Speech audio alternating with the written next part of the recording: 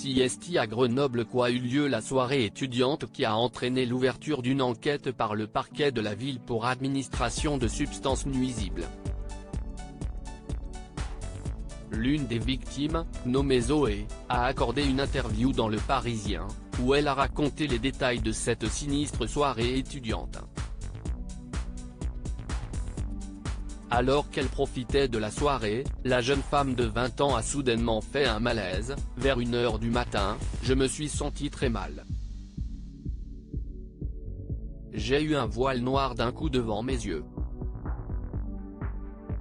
J'ai perdu complètement ma vision, s'est-elle souvenue dans les colonnes du journal quotidien.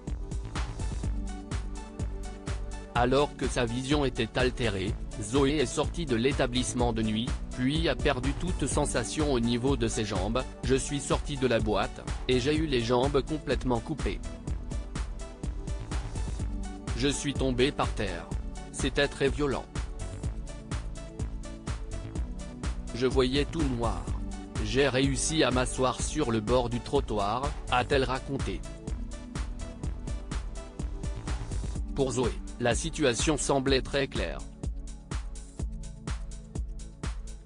Face à la violence des symptômes, l'étudiante de 20 ans a tout de suite compris qu'elle avait été droguée. Je n'avais bu qu'un verre dans la soirée, aux alentours de 21h30.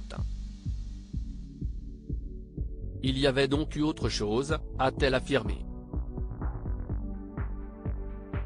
Plusieurs clubs grenoblois touchés par le fléau des serial pickers la nuit après son passage aux urgences où on lui a fait une prise de sang.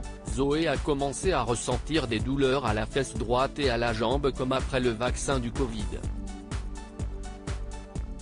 Suite à ces douleurs, la jeune femme a consulté son médecin, qui a repéré une petite tache rouge, caractéristique d'une piqûre de seringue. Ce qui est dingue, CIST, que je n'aille rien senti sur le coup, s'est-elle souvenue. Lors de la même soirée, un autre jeune homme avait également fait un malaise, suite à des symptômes similaires. Le parquet a lancé une enquête, face au nombre élevé de victimes droguées à leur insu, que l'on trouve dans plusieurs clubs grenoblois, comme le Marquis, le Lamartine ou l'Alpha Club. Le procureur de Grenoble a invité toutes les victimes à déposer plainte dès que possible.